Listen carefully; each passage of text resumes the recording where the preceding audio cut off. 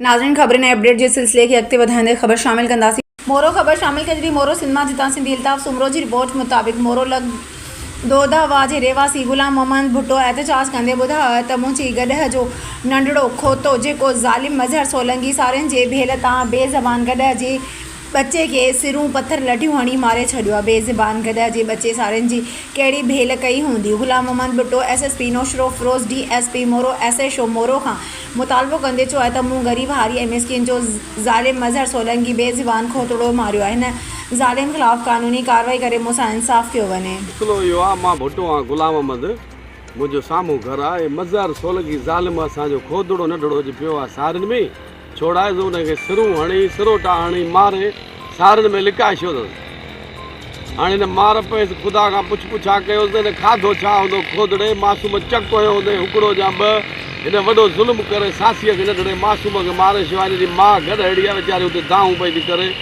उहा फर्ज़ लाइ पई थी भॼे। हिन मार पयसि, असांजो खोदड़ो मासूम मारे छॾियो आहे। मारे वरी सारियुनि में लिकाए छॾियो अथसि, सिरूं हणी असांजो मारियो। असांजो SH मोरे थाणे खे DSP खे अर्ज़ाद हिन मार पयसि खे का सज़ा ॾिजे न त केस थिए, पुलिस ॿधेसि त हिन मार पयसि। अॻिते लाइ त को जानवर न मारे, जानवर बेज़बानी हिकिड़ो मासूम वीचारो मारे उछले छॾियो अथसि।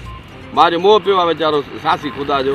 हुनजी माउ वीचारी गॾु अहिड़ी आहे, उहा भॼंदी थी वते फर्ज़ लाइ, हुनजो फर गॾ जो मारे छॾियो, लठियूं हणी सिरूं हणी, मोह पियो आहे गॾ अहिड़ो।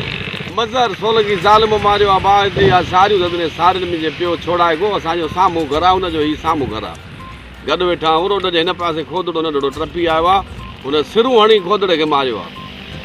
इहा असांजो SH मोरे थाणे खे DSP खे हिन ते FIR करे हिनखे चालान करे, अॻिते लाइ त को जानवर न मारे, हिन हेॾो ज़ुल्म कयो आहे।